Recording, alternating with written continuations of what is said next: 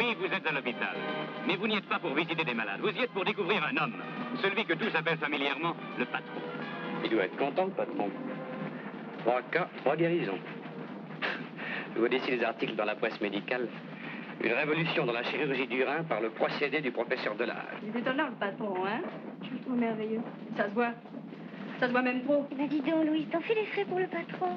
Eh bien, et toi, ton joli boléro, c'est pour le pape. Le patron finira sûrement par y arriver à l'académie. Après, qu'est-ce qu'il y a au-dessus? Un cercueil au Panthéon. Je suis devenu une drôle de vedette. On m'appelait le 2e cas du professeur Delage. Tenez, le voilà, le professeur Delage. Dans les soins post-opératoires, évitez l'hypertension. Il s'agit à la salle numéro 2, monsieur Lamy va faire son estomac. Oui, ce grand patron, c'est Pierre Freinet. Vous le redouterez. Vous l'admirerez, puis vous l'aimerez, dans sa grandeur comme dans ses faiblesses. Je viens de greffer mon 4e rein par voie antérieure. Monsieur, le 5 hommes.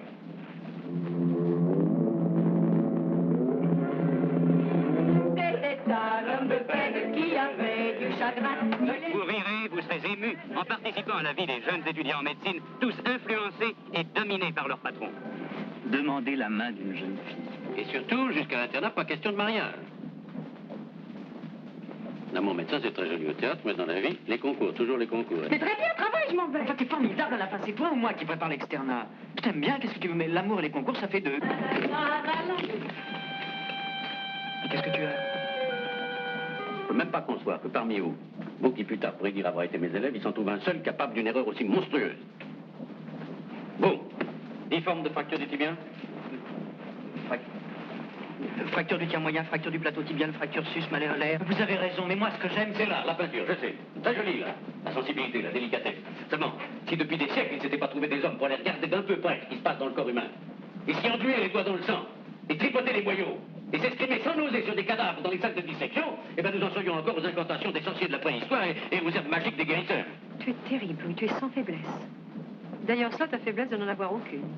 Mais un drame surgira dans la vie du patron. Quelles seront ses réactions devant un enfant trop imaginatif qui lui attribuait le pouvoir de se rendre invisible? Invisible.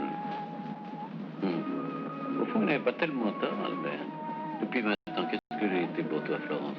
Non seulement invisible, mais aveugle par-dessus le marché. Pour ce qui est de l'homme invisible, tu repenseras. C'est dommage, ça m'aurait bien plu. Et là! Mais justement, n'est-ce pas? J'ai lu dans les journaux qu'au début, on ne sent rien. Et quand on s'en aperçoit, c'est trop tard. Allons, excusez-moi.